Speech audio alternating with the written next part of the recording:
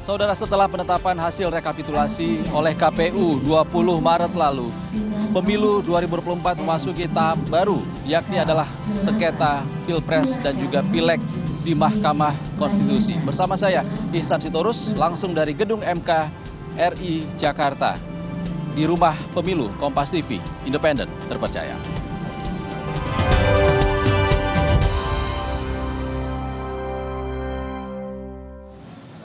Saudara, Mahkamah Konstitusi menerima 277 pengajuan permohonan perselisihan hasil pemilihan umum atau PHPU hingga Senin 25 Maret 2024.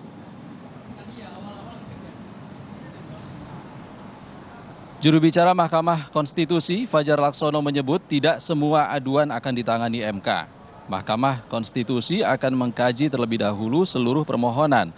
Dari 277 daftar pengajuan permohonan, 263 diantaranya pemilu legislatif DPR dan DPRD, 2 Pilpres, dan 12 calon anggota DPD.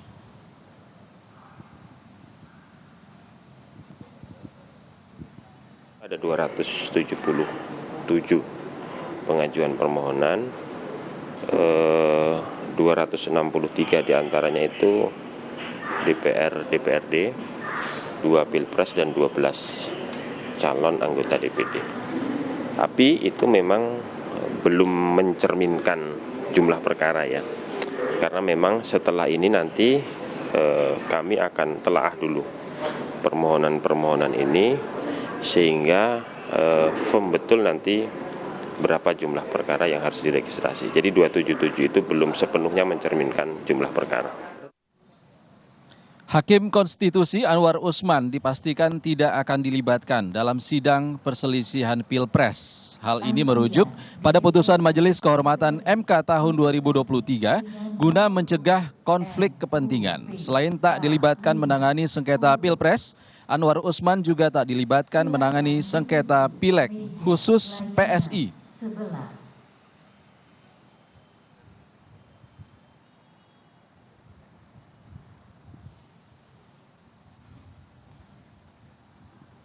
Mahkamah Konstitusi telah menetapkan 3 hakim untuk memimpin sidang sengketa perselisihan hasil pemilu 2024. Ketiganya akan menjadi ketua di 3 panel. Mereka adalah Suhartoyo, Saldi Isra, dan Arif Hidayat.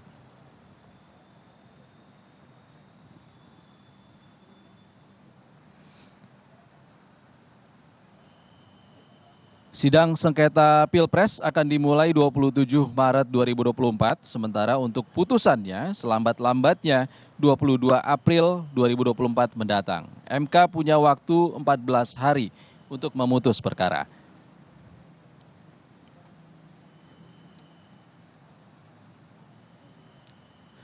Sementara untuk sengketa pemilihan legislatif atau Pileg, sidang perdana akan dimulai pada 29 April hingga 3 Mei 2024. Dalam menangani sengketa Pileg ini, MK punya waktu 30 hari untuk memutus perkara.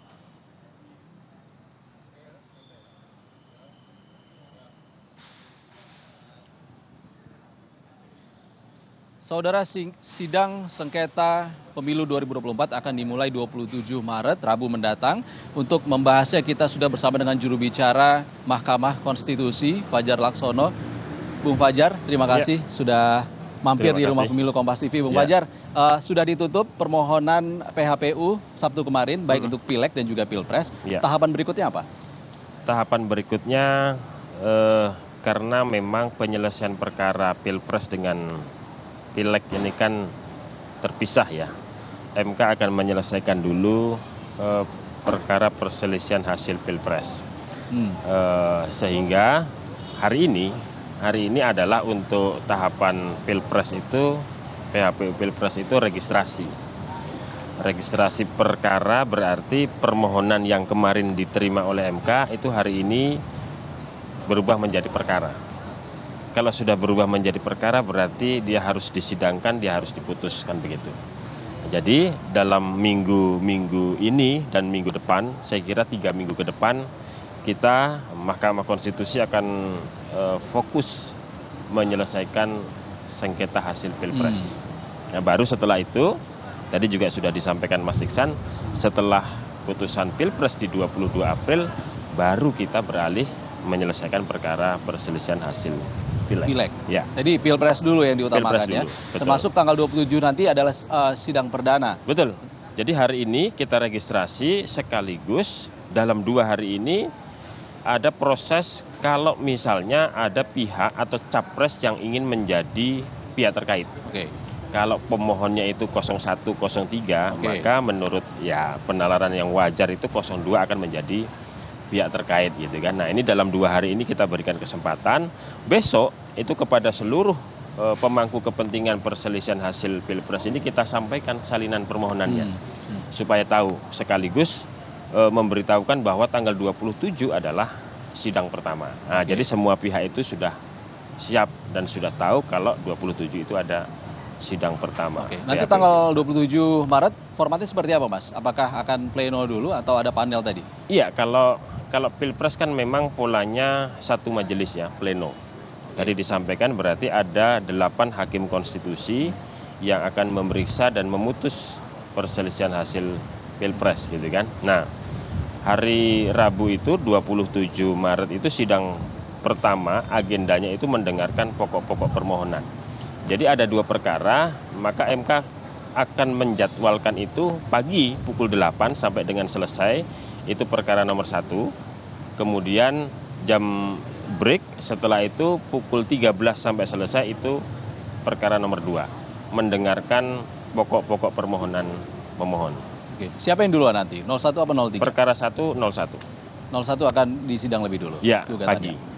pagi selesai karena ini kan mendengarkan pokok-pokok permohonan, jadi agendanya tunggal itu, yang lainnya masih belum respon, hanya mendengarkan dulu gitu kan. Nah, baru setelah itu perkara nomor 2. Akan dilakukan di satu hari yang sama, 27 Satu hari Maret? yang sama. Satu hari yang sama. Betul. Mas Fajar, ada satu juga yang jadi pertanyaan publik adalah terkait dengan Hakim MK Anwar Usman yang sudah diputuskan pelanggaran etik oleh MK-MK. Iya. Bagaimana saat ini kontribusinya nanti dalam gugatan sengketa Pilpres? Jadi ya memang karena Mahkamah Konstitusi harus taat patuh kepada putusan Majelis Kehormatan gitu ya. Ya tentu itu yang kemudian sekarang disepakati dan akan dilaksanakan. Tadi saya katakan pleno akan diikuti oleh 8 hakim konstitusi.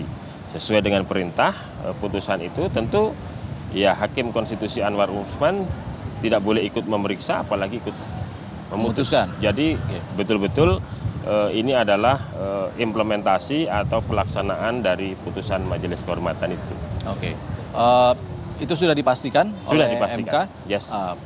Tidak hanya Anwar Usman, tapi juga Arsul Sani juga yang jadi pertanyaan publik ini, Mas Fajar. Setelah menggantikan Pak Wahidudin, Arsul Sani memang mengaku sudah keluar dari P3. Tapi juga ada gugatan atau permohonan dari P3 dalam sengketa Pilpres kali ini. Bagaimana posisinya nanti?